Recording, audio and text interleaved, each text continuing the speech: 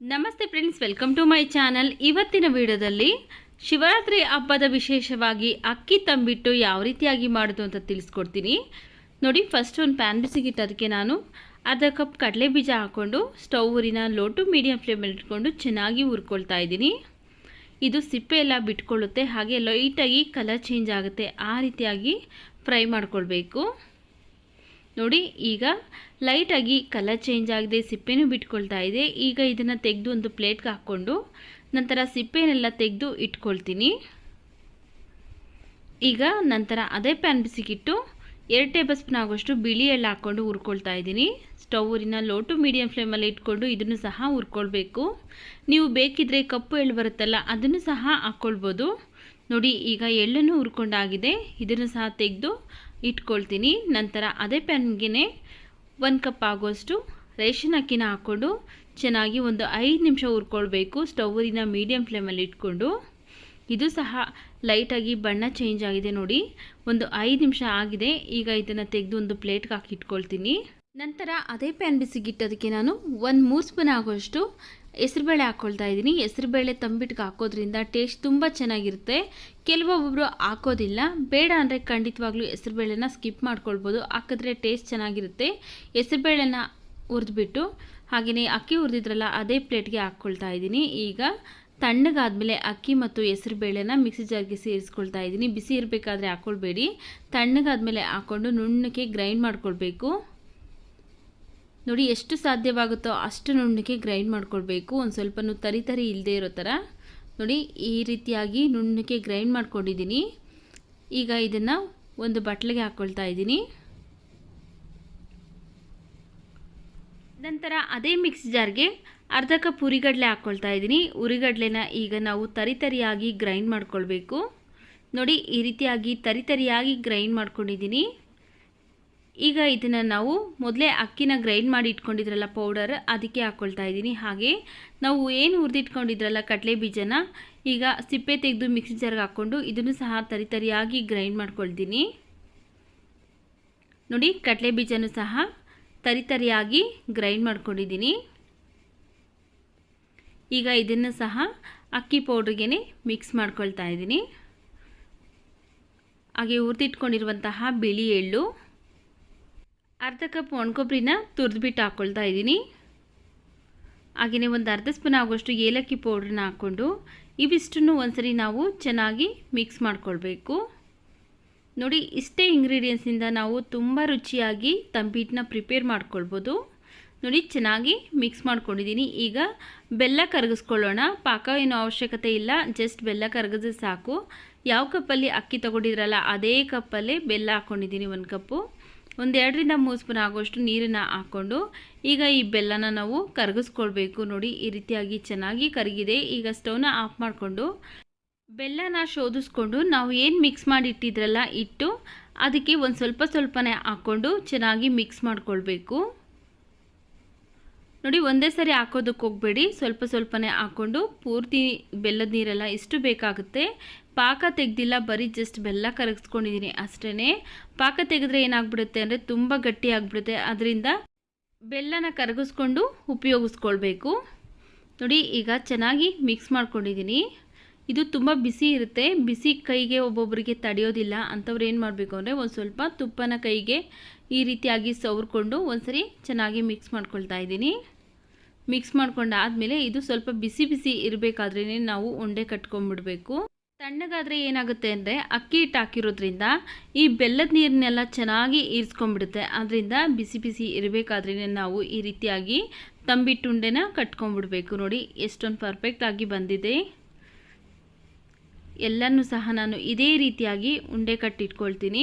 ನಿಮಗೆ ಯಾವ ಸೈಜಲ್ಲಿ ಬೇಕೋ ಆ ಸೈಜಲ್ಲಿ ನೀವು ಉಂಡೆನ ಮಾಡ್ಕೊಳ್ಬೋದು ನೋಡಿ. ಯಾರದೇ ಸಹಾಯ ಬೇಕಾಗಿಲ್ಲ, ಪಾಕ ಮಾಡೋದಕ್ಕೆ ಬರೋದಿಲ್ಲ ಅನ್ನೋ ಟೆನ್ಷನ್ನೇ ಬೇಡ.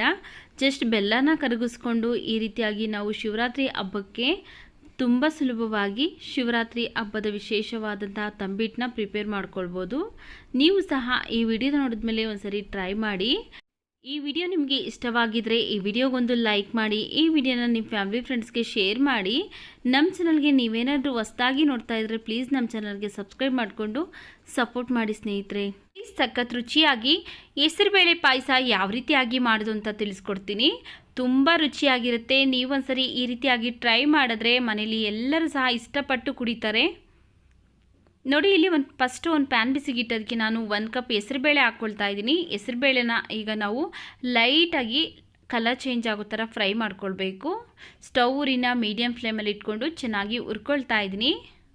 ನೋಡಿ, ಈ ರೀತಿಯಾಗಿ ಲೈಟಾಗಿ ಬಣ್ಣ ಚೇಂಜ್ ಆಗಿದೆ. ಈಗ ಇದು ರೆಡಿ ಆಗಿದೆ. ಇದನ್ನು ಒಂದು ಕುಕ್ಕರ್ಗೆ ಹಾಕ್ಕೊಂಡು ಚೆನ್ನಾಗಿ 1-2 ಸರಿ ವಾಶ್ ಮಾಡಿ ಇಟ್ಕೊಳ್ತೀನಿ. ನೋಡಿ, ಒಂದು ಕುಕ್ಕರ್ಗೆ ಹಾಕ್ಕೊಂಡಾದಮೇಲೆ 1-2 ಸರಿ ಚೆನ್ನಾಗಿ ವಾಶ್ ಮಾಡಿ ಇಟ್ಕೊಂಡಿದ್ದೀನಿ. ಈಗ ಇದಕ್ಕೆ ನಾವು ಯಾವ ಕಪ್ಪಲ್ಲಿ ಹೆಸರುಬೇಳೆ ತಗೊಂಡಿದ್ರಲ್ಲ ಅದೇ ಕಪ್ಪಲ್ಲಿ 3 ಕಪ್ ನೀರನ್ನು ಸೇರಿಸ್ತಾ ಇದ್ದೀನಿ.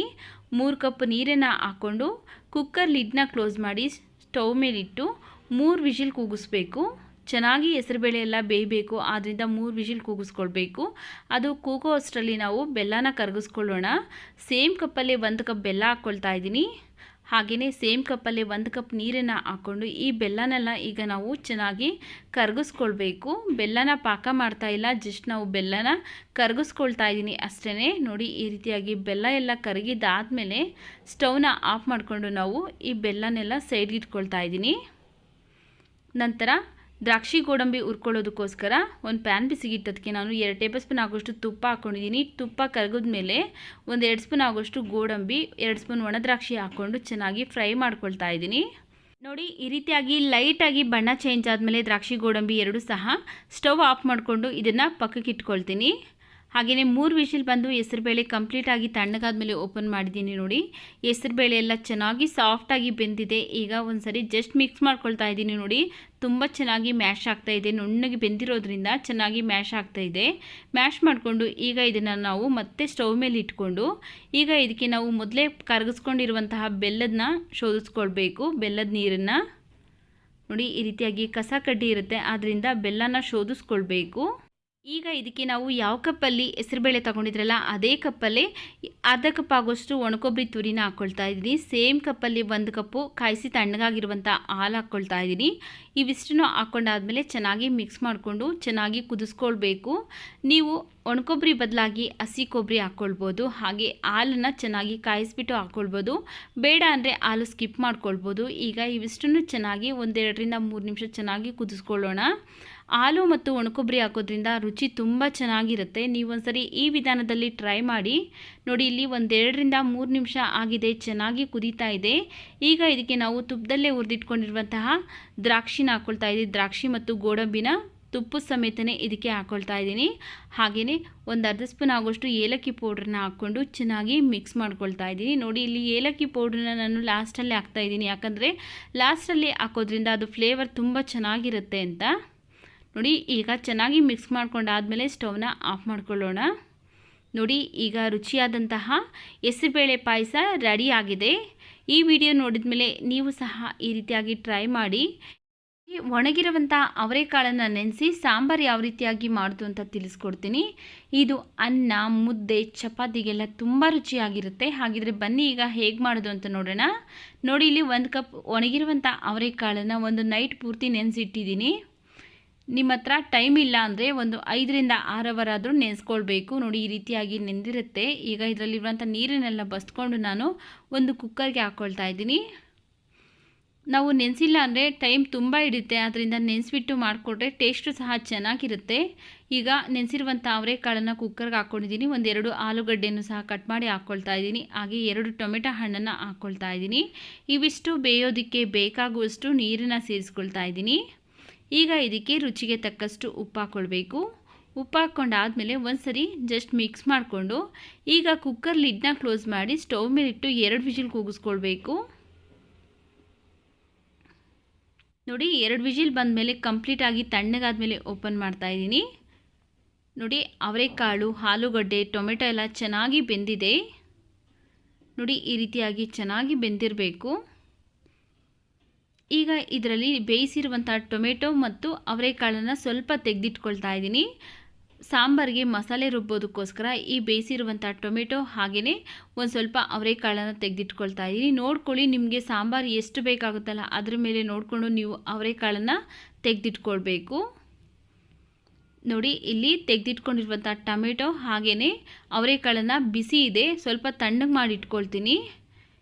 ಈಗ ಈ ಬೇಯಿಸಿರುವಂಥ ಕಾಳನ್ನು ಮತ್ತೆ ನಾನು ಸ್ಟವ್ ಮೇಲೆ ಇಟ್ಟಿದ್ದೀನಿ. ಹಾಗೆ ಇದಕ್ಕೆ ನಾನು 2 ಬದನೆಕಾಯಿನ ಕಟ್ ಮಾಡಿ ಉಪ್ಪು ನೀರಲ್ಲಿ ನೆನೆಸಿಟ್ಟಿದ್ದೆ, ಅದನ್ನು ಈಗ ಇದಕ್ಕೆ ನಾನು ಸೇರಿಸ್ತಾ ಇದ್ದೀನಿ. ಈ ಬದನೆಕಾಯಿನ ಹಾಕಿದಾದಮೇಲೆ ಒಂದು 2 ರಿಂದ 3 ನಿಮಿಷ ಚೆನ್ನಾಗಿ ಕುದಿಸ್ಕೊಳ್ಬೇಕು. ಫಸ್ಟೇ ನಾವು ಈ ರೀತಿಯಾಗಿ ಬದನೆಕಾಯಿನ ಬೇಯಿಸ್ಬಿಟ್ರೆ ಆಮೇಲೆ ಮಸಾಲೆಯಲ್ಲಿ ಸ್ವಲ್ಪ ಬೇಯಿಸ್ಬೋದು. ಒಂದು ಅರ್ಧ ಭಾಗ ಈಗ ಬೇಯಿಸಬೇಕು, ಅರ್ಧ ಭಾಗ ಮಸಾಲೆ ಹಾಕಿದ್ಮೇಲೆ ಬೇಯಿಸಬೇಕು. ಅದು ಬೇಯಿಸೋದ್ರಲ್ಲಿ ನಾವು ಒಂದು ಪ್ಯಾನ್ ಬಿಸಿಗೆ ಇಟ್ಟೋದಕ್ಕೆ ನಾನು ಒಂದು ಈರುಳ್ಳಿ, 1 ಗಡ್ಡೆ ಬೆಳ್ಳುಳ್ಳಿ, ಒಂದು 5 ಹಸಿಮೆಣಸಿಕಾಯಿನ ಹಾಕ್ಕೊಂಡು ಚೆನ್ನಾಗಿ ಫ್ರೈ ಮಾಡ್ಕೊಳ್ಬೇಕು. ಹಸಿಮೆಣಸಿಕಾಯಿ ಹಾಕೋದ್ರಿಂದ ತುಂಬ ಟೇಸ್ಟ್ ಚೆನ್ನಾಗಿರುತ್ತೆ. ನೀವು ಹಸಿಮೆಣಸಿಕಾಯಿ ಬೇಡ ಅಂದರೆ ಸ್ಕಿಪ್ ಮಾಡ್ಕೊಳ್ಬೋದು, ಒಣಮೆಣಸಿಕಾಯಿನೂ ಸಹ ಹಾಕ್ಕೊಳ್ಬೋದು. ಈಗ ಇವಿಷ್ಟನ್ನು ನಾವು ಎಣ್ಣೆಯಲ್ಲೇ ಚೆನ್ನಾಗಿ ಫ್ರೈ ಮಾಡ್ಕೊಳ್ಬೇಕು. ನೋಡಿ, ಇಷ್ಟು ಫ್ರೈ ಆದಮೇಲೆ ಈಗ ಇದಕ್ಕೆ ನಾವು ಒಂದು ಸ್ವಲ್ಪ ಪುದೀನ ಸೊಪ್ಪನ್ನು ಹಾಕ್ಕೊಳ್ತಾ ಇದ್ದೀನಿ. ಹಾಗೆಯೇ ಒಂದು 2 ಪೀಸ್ ಆಗೋಷ್ಟು ಚಕ್ಕೆ, ಒಂದು 7 ರಿಂದ 8 ಲವಂಗ, ಒಂದು ಅರ್ಧ ಸ್ಪೂನ್ ಗಸಗಸೆ, ಅರ್ಧ ಸ್ಪೂನ್ ಜೀರಿಗೆ ಹಾಕ್ಕೊಂಡು ಇವಿಷ್ಟು ಹಾಕಿದ್ದಾದಮೇಲೆ ನಾವು 1 ನಿಮಿಷ ಚೆನ್ನಾಗಿ ಇವಿಷ್ಟನ್ನು ಬಾಡಿಸ್ಕೊಳ್ಬೇಕು ಎಣ್ಣೆಯಲ್ಲೇ. ನೀವೊಂದ್ಸರಿ ಈ ವಿಧಾನದಲ್ಲಿ ಟ್ರೈ ಮಾಡಿ, ತುಂಬ ರುಚಿಕರವಾಗಿರುತ್ತೆ ಕಾಳು ಸಾರು. ನೋಡಿ, ಇಷ್ಟು ಚೆನ್ನಾಗಿ 1 ನಿಮಿಷ ಫ್ರೈ ಮಾಡ್ಕೊಂಡಿದ್ದೀನಿ. ಈಗ ಇದು ರೆಡಿಯಾಗಿದೆ. ಸ್ಟವ್ನ ಆಫ್ ಮಾಡಿಕೊಂಡು ತಣ್ಣಗೆ ಇಟ್ಕೊಳ್ತೀನಿ. ಹಾಗೆ ಒಂದು ಮಿಕ್ಸಿ ಜಾರ್ಗೆ ನಾನು ಒಂದು 3 ಸ್ಪೂನ್ ಆಗೋಷ್ಟು ಹಸಿ ಕೊಬ್ಬರಿ ಹಾಕ್ಕೊಳ್ತಾ ಇದ್ದೀನಿ. ಹಾಗೆ 1 ಇಂಚು ಹಸಿ ಶುಂಠಿ. ಈಗ ಇದಕ್ಕೆ ನಾನು ಒಂದು ಸ್ವಲ್ಪ ಕೊತ್ತಂಬರಿ ಸೊಪ್ಪು ಹಾಕ್ಕೊಳ್ತಾ ಇದ್ದೀನಿ. ಹಾಗೆ ಒಂದು ನಲ್ಲಿಕಾಯಿ ಗಾತ್ರದಷ್ಟು ಹುಣಸೆಹಣ್ಣು ಹಾಕ್ಕೊಳ್ತಾ ಇದ್ದೀನಿ. ನಾವು ಟೊಮೆಟೊ ಹಾಕಿದ್ರೂ ಸಹ ಹುಣಸೆಹಣ್ಣು ಹಾಕಲೇಬೇಕು, ಹಾಕಿದ್ರೆ ಟೇಸ್ಟ್ ಚೆನ್ನಾಗಿರುತ್ತೆ. ಈಗ ಇದಕ್ಕೆ 1 ಸ್ಪೂನ್ ರೆಡ್ ಚಿಲ್ಲಿ ಪೌಡ್ರ್ ಹಾಕ್ಕೊಳ್ತಾ ಇದ್ದೀನಿ. ನೋಡಿಕೊಂಡು ಹಾಕ್ಕೊಳ್ಳಿ, ಯಾಕಂದರೆ ಮೊದಲೇ ಹಸಿಮೆಣಸಿಕಾಯಿ ಹಾಕಿರ್ತೀರಿ, ಅದರಿಂದ ರುಚಿಗೆ ತಕ್ಕಷ್ಟು ನೋಡಿಕೊಂಡು ರೆಡ್ ಚಿಲ್ಲಿ ಪೌಡ್ರ್ ಹಾಕ್ಕೊಳ್ಳಿ. ಹಾಗೆಯೇ ಒಂದು 3 ಸ್ಪೂನ್ ಆಗೋಷ್ಟು ಧನಿಯಾ ಪೌಡರ್, ಒಂದು 1/4 ಸ್ಪೂನ್ ಆಗೋಷ್ಟು ಅರಿಶಿನ ಪುಡಿ ಹಾಕ್ಕೊಳ್ತಾ ಇದ್ದೀನಿ. ಏನು ಮೊದಲೇ ನಾವು ಬೇಯಿಸಿ ತೆಗೆದಿಟ್ಕೊಂಡಿದ್ರಲ್ಲ ಅವರೆಕಾಳು ಮತ್ತು ಟೊಮೆಟೊ, ಅದನ್ನು ಈಗ ಇದಕ್ಕೆ ಸೇರಿಸ್ಕೊಳ್ತಾ ಇದ್ದೀನಿ. ಹಾಗೆ ಮೊದಲೇ ಫ್ರೈ ಮಾಡಿ ಇಟ್ಕೊಂಡಿರುವಂತಹ ಈರುಳ್ಳಿ, ಬೆಳ್ಳುಳ್ಳಿ, ಹಸಿಮೆಣಸಿಕಾಯಿ ಇತ್ತಲ್ಲ ಅದನ್ನು ಸಹ ತಣ್ಣಗಾದ್ಮೇಲೆ ಸೇರಿಸ್ಕೊಳ್ತಾ ಇದ್ದೀನಿ. ಈಗ ಇದಕ್ಕೆ ನಾವು ಒಂದು ಸ್ವಲ್ಪ ನೀರನ್ನು ಸೇರಿಸಿ ನುಣ್ಣಗೆ ಗ್ರೈಂಡ್ ಮಾಡ್ಕೊಳ್ಬೇಕು. ನೋಡಿ, ಈ ರೀತಿಯಾಗಿ ನುಣ್ಣಗೆ ಗ್ರೈಂಡ್ ಮಾಡ್ಕೊಂಡಿದ್ದೀನಿ. ಈಗ ಮಸಾಲ ರೆಡಿ ಆಗಿದೆ. ಈ ಮಸಾಲನ ನಾವು ಇಲ್ಲಿ ಬದನೆಕಾಯಿ ಹಾಕಿ ಬೇಯಿಸ್ತಾ ಇದ್ರಲ್ಲ, ಒಂದು 3 ನಿಮಿಷ ಆಗಿದೆ. ನೋಡಿ, ಬದನೆಕಾಯಿ ಎಲ್ಲ ಒಂದು ಅರ್ಧ ಭಾಗದಷ್ಟು ಬೆಂದಿದೆ. ಈಗ ಇದಕ್ಕೆ ನಾವು ರುಬ್ಬಿಟ್ಕೊಂಡಿರುವಂತಹ ಮಸಾಲೆನ ಸೇರಿಸ್ಕೊಳ್ಳೋಣ. ಈಗ ಇದಕ್ಕೆ ನೋಡಿಕೊಂಡು ನಾವು ನೀರನ್ನು ಸೇರಿಸ್ಕೊಳ್ಬೇಕಾಗತ್ತೆ. ಅದೇ ಮಿಕ್ಸಿ ಜಾರ್ಗೆ ನೀರನ್ನು ಹಾಕ್ಕೊಂಡು ಇದಕ್ಕೆ ಸೇರಿಸ್ಕೊಳ್ತಾ ಇದ್ದೀನಿ. ನೋಡ್ಕೊಳ್ಳಿ, ನಿಮಗೆ ಸಾಂಬಾರು ಯಾವ ಕನ್ಸಿಸ್ಟೆನ್ಸಿಗೆ ಬೇಕಾಗುತ್ತಲ್ಲ ಆ ಕನ್ಸಿಸ್ಟೆನ್ಸಿಗೆ ನೋಡಿಕೊಂಡು ನೀವು ನೀರನ್ನು ಸೇರಿಸ್ಕೊಳ್ಬೇಕು. ನಾನಿಲ್ಲಿ ಈಗ ಇನ್ನು ಸ್ವಲ್ಪ ನೀರನ್ನು ಸೇರಿಸ್ಕೊಳ್ತೀನಿ. ನಾನಿಲ್ಲಿ ಈ ಸಾಂಬಾರನ್ನ ಅನ್ನ ಮತ್ತು ಮುದ್ದೆಗೆ ಸೇರಿಸಿ ಮಾಡ್ತಾ ಇದ್ದೀನಿ. ನೋಡ್ಕೊಳ್ಳಿ, ನಿಮಗೆ ಕನ್ಸಿಸ್ಟೆನ್ಸಿ ನೋಡಿಕೊಂಡು ನೀರನ್ನು ಸೇರಿಸ್ಕೊಂಡು ಅಡ್ಜಸ್ಟ್ ಮಾಡ್ಕೊಳ್ಳಿ. ಈಗ ಬೇಕಿದ್ರೆ ನೀವು ಉಪ್ಪು ಮತ್ತು ಖಾರನ ಹಾಕ್ಕೊಂಡು ಕುದಿಸ್ಕೊಳ್ಬೇಕು. ಉಪ್ಪು ಮತ್ತು ಖಾರ ನೋಡಿಕೊಂಡು ಹಾಕ್ಕೊಳ್ಳಿ. ಈಗ ಇದನ್ನು ಒಂದು 4 ರಿಂದ 5 ನಿಮಿಷ ಚೆನ್ನಾಗಿ ಕುದಿಸ್ಕೊಳ್ತಾ ಇದ್ದೀನಿ. ಬದನೆಕಾಯಿ, ಆಲೂಗಡ್ಡೆ ಹಾಗೆ ಎಲ್ಲ ಉಪ್ಪು ಖಾರ ಎಲ್ಲ ಚೆನ್ನಾಗಿ ಕರೆಕ್ಟಾಗಿದೆ. ಈಗ ಇದನ್ನು ಸೈಡ್ಗೆ ಇಟ್ಕೊಂಡು ನಾವು ಒಗ್ಗರಣೆ ಮಾಡ್ಕೊಳ್ಳೋಣ ಬನ್ನಿ. ಒಂದು ಪಾತ್ರೆ ಬಿಸಿಗಿಟ್ಟೋದಕ್ಕೆ ನಾನು 2 ಸ್ಪೂನ್ ಎಣ್ಣೆ ಹಾಕ್ಕೊಳ್ತಾ ಇದ್ದೀನಿ. ಎಣ್ಣೆ ಬಿಸಿ ಆದಮೇಲೆ ಅರ್ಧ ಸ್ಪೂನ್ ಸಾಸಿವೆ, ಒಂದು ಸ್ವಲ್ಪ ಕರಿಬೇವಿನ ಸೊಪ್ಪು ಹಾಕ್ಕೊಳ್ತಾ ಇದ್ದೀನಿ. ಹಾಗೆ ಒಂದು 2 ಬ್ಯಾಡಗಿ ಮೆಣಸಿನ್ಕಾಯಿನ ಕಟ್ ಮಾಡಿ ಹಾಕ್ಕೊಂಡು ಫ್ರೈ ಮಾಡ್ಕೊಳ್ತಾ ಇದ್ದೀನಿ. ನೋಡಿ, ಇಷ್ಟೇ ಜಸ್ಟ್ ಸಿಂಪಲ್ಲಾಗಿ ನಾವು ಒಗ್ಗರಣೆ ಮಾಡ್ಕೊಳ್ಳೋದು. ಈಗ ಮಾಡಿಟ್ಕೊಂಡಿರುವಂತಹ ಸಾಂಬಾರನ್ನ ಇದಕ್ಕೆ ಸೇರಿಸ್ಕೊಳ್ಳೋಣ. ನೋಡಿ, ಈಗ ಈ ಸಾಂಬಾರನ್ನೆಲ್ಲ ಹಾಕ್ಕೊಂಡಾದಮೇಲೆ ಈಗ ಇದಕ್ಕೆ ನಾವು ಒಂದು ಸ್ವಲ್ಪ ಸಣ್ಣದಾಗಿ ಕಟ್ ಮಾಡಿರುವಂತಹ ಕೊತ್ತಂಬರಿ ಸೊಪ್ಪನ್ನು ಹಾಕ್ಕೊಂಡು ಚೆನ್ನಾಗಿ ಮಿಕ್ಸ್ ಮಾಡಿಕೊಂಡು ಸ್ಟವ್ನ ಆಫ್ ಮಾಡ್ಕೊಳ್ತಾ ಇದ್ದೀನಿ. ನಿಂಬೆ ಹಣ್ಣಿನ ಚಿತ್ರಾನ್ನ ಯಾವ ರೀತಿಯಾಗಿ ಮಾಡೋದು ಅಂತ ತಿಳಿಸ್ಕೊಡ್ತೀನಿ. ಇದಕ್ಕೆ ಈರುಳ್ಳಿ, ಟೊಮೆಟೊ, ಬೆಳ್ಳುಳ್ಳಿ ಏನು ಯೂಸ್ ಮಾಡ್ತೇನೆ, ತುಂಬ ಟೇಸ್ಟಿಯಾಗಿ ಈಸಿಯಾಗಿ ನಾವು ಚಿತ್ರಾನ್ನ ಪ್ರಿಪೇರ್ ಮಾಡ್ಕೊಳ್ಬೋದು. ಹಾಗಿದ್ರೆ ಬನ್ನಿ ಈಗ ಹೇಗೆ ಮಾಡೋದು, ಏನೆಲ್ಲ ಬೇಕು ಅಂತ ನೋಡೋಣ. ನೋಡಿ, ಒಂದು ಪ್ಯಾನ್ ಬಿಸಿಗಿಟ್ಟು ಅದಕ್ಕೆ ನಾನು 2 ಟೇಬಲ್ ಸ್ಪೂನ್ ಆಗೋಷ್ಟಿಗೆ ಎಣ್ಣೆ ಹಾಕ್ಕೊಳ್ತಾ ಇದ್ದೀನಿ. ಎಣ್ಣೆ ಚೆನ್ನಾಗಿ ಬಿಸಿ ಆದಮೇಲೆ ಒಂದು ಅರ್ಧ ಸ್ಪೂನ್ ಆಗೋಷ್ಟು ಸಾಸಿವೆ ಹಾಕ್ಕೊಳ್ತಾ ಇದ್ದೀನಿ. ಸಾಸಿವೆ ಎಲ್ಲ ಚೆನ್ನಾಗಿ ಸಿಡಿದ್ಮೇಲೆ ಒಂದು ಅರ್ಧ ಸ್ಪೂನ್ ಆಗೋಷ್ಟು ಉದ್ದಿನಬೇಳೆ ಹಾಕ್ಕೊಳ್ತಾ ಇದ್ದೀನಿ. ಹಾಗೆಯೇ 1 ಸ್ಪೂನ್ ಆಗೋಷ್ಟು ಕಡಲೆಬೇಳೆ ಹಾಕ್ಕೊಳ್ತಾ ಇದ್ದೀನಿ. ಹಾಗೆಯೇ 2 ಟೇಬಲ್ ಸ್ಪೂನ್ ಆಗೋಷ್ಟು ಕಡಲೆ ಬೀಜ ಹಾಕ್ಕೊಂಡು ಇವಿಷ್ಟು ಲೈಟಾಗಿ ಕಲರ್ ಚೇಂಜ್ ಆಗೋ ಥರ ಫ್ರೈ ಮಾಡ್ಕೊಳ್ಬೇಕು. ನೋಡಿ, ಈ ರೀತಿಯಾಗಿ ಫ್ರೈ ಆದರೆ ಸಾಕಾಗುತ್ತೆ. ಈಗ ಇದಕ್ಕೆ ನಾನು 1 ಚಿಟಿಕೆ ಆಗುವಷ್ಟು ಇಂಗು ಹಾಕ್ಕೊಳ್ತಾ ಇದ್ದೀನಿ. ಹಾಗೆಯೇ ಸ್ವಲ್ಪ ಹಸಿ ಕರಿಬೇವಿನ ಸೊಪ್ಪು ಹಾಕ್ಕೊಳ್ತಾ ಇದ್ದೀನಿ.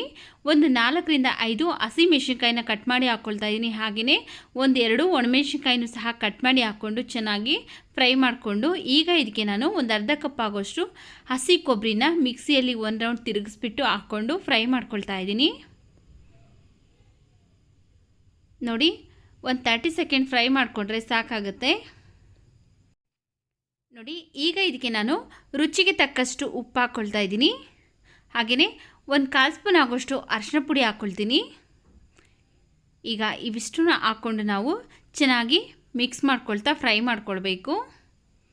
ಈ ಹಸಿ ಕೊಬ್ಬರಿಯಲ್ಲಿರುವಂತಹ ಹಸಿ ಸ್ಮೆಲ್ಲೆಲ್ಲ ಸ್ವಲ್ಪ ಹೋಗಬೇಕು, ಯಾಕಂದರೆ ತುಂಬ ಹೊತ್ತಿಟ್ಟರೂ ಕೆಡೋದಿಲ್ಲ, ಇಲ್ಲಾಂದರೆ ಕೆಟ್ಟೋಗ್ಬಿಡುತ್ತೆ. ಹಸಿ ಕೊಬ್ಬರಿ ಹಾಕಿರೋದ್ರಿಂದ ಒಂದು ಸ್ವಲ್ಪ ಫ್ರೈ ಮಾಡಿಕೊಂಡು ಸ್ಟವ್ನ ಕಂಪ್ಲೀಟಾಗಿ ಆಫ್ ಮಾಡ್ಕೊಂಡು ಆದಮೇಲೆ ಈಗ ಇದಕ್ಕೆ ನಾವು ನಿಂಬೆಹಣ್ಣನ್ನ ಹುಳಿ ಹಿಂಡ್ಕೊಳ್ಬೇಕು. 1 ನಿಂಬೆಹಣ್ಣಿನ ಹುಳಿ ಹಿಂಡ್ಕೊಳ್ತಾ ಇದ್ದೀನಿ. ಸ್ಟವ್ ಆಫ್ ಮಾಡಿದ್ದಾದಮೇಲೆ ನಾವು ನಿಂಬೆಹಣ್ಣನ್ನು ಹಿಂಡ್ಕೊಳ್ಬೇಕು. ಈಗ ಸಣ್ಣದಾಗಿ ಕಟ್ ಮಾಡಿರುವಂತಹ ಕೊತ್ತಂಬರಿ ಸೊಪ್ಪನ್ನು ಹಾಕ್ಕೊಂಡು ಚೆನ್ನಾಗಿ ಮಿಕ್ಸ್ ಮಾಡ್ಕೊಳ್ತಾ ಇದ್ದೀನಿ. ನೋಡಿ, ಮಿಕ್ಸ್ ಮಾಡ್ಕೊಂಡಾದಮೇಲೆ ಈಗ ಇದಕ್ಕೆ ನೀವು ಅನ್ನ ಎಷ್ಟು ಮಿಕ್ಸ್ ಮಾಡ್ಕೊಳ್ತೀರಲ್ಲ ನೋಡಿಕೊಂಡು ಅಷ್ಟು ಗೊಜ್ಜನ್ನ ಇಟ್ಕೊಂಡು ಮಿಕ್ಕಿರುವಂತಹ ಗೊಜ್ಜನ್ನ ನಾವು ಸ್ಟೋರ್ ಮಾಡಿ ಇಟ್ಕೊಳ್ಬೋದು. ನೋಡಿ, ಇಲ್ಲಿ ನಾನು 1 ಕಪ್ ಅನ್ನಕ್ಕೆ ಎಷ್ಟು ಬೇಕು ಅಷ್ಟು ಗೊಜ್ಜನ್ನ ಮಾತ್ರ ಇಟ್ಕೊಂಡು ಉದ್ರುದ್ರಾಗಿ ಮಾಡಿರುವಂತಹ ಅನ್ನ ಹಾಕ್ಬಿಟ್ಟು ಚೆನ್ನಾಗಿ ಈ ಗೊಜ್ಜೆಲ್ಲ ಅನ್ನಕ್ಕೆ ಮಿಕ್ಸ್ ಆಗೋ ಥರ ಮಿಕ್ಸ್ ಮಾಡಬೇಕು. ಸಖತ್ ರುಚಿಯಾಗಿರುತ್ತೆ. ದೇವಸ್ಥಾನದಲ್ಲಿ ಪ್ರಸಾದವಾಗಿ ಕೊಟ್ಟಾಗ ನಾವು ಮತ್ತೆ ಮತ್ತೆ ತಿನ್ನಬೇಕು ಅನಿಸ್ತಾ ಇರುತ್ತೆ, ಅಷ್ಟೊಂದು ಟೇಸ್ಟಿಯಾಗಿರುತ್ತೆ. ಅದನ್ನೇ ನಾವು ಮನೆಯಲ್ಲಿ ಮಾಡಿಕೊಟ್ರೆ ಅಷ್ಟೇ ರುಚಿಯಾಗಿರುತ್ತೆ, ಅಷ್ಟೇ ಟೇಸ್ಟಿಯಾಗಿರುತ್ತೆ, ಎಲ್ಲರಿಗೂ ಸಹ ಇಷ್ಟ ಆಗುತ್ತೆ. ನೋಡಿದ್ರಲ್ಲ ಯಾವ ರೀತಿಯಾಗಿ ತುಂಬ ಸುಲಭವಾಗಿ ನಿಂಬೆ ಹುಳಿ ಚಿತ್ರಾನ್ನ ದೇವಸ್ಥಾನದ ಶೈಲಿಯಲ್ಲಿ ಮಾಡೋದು ಅಂತ.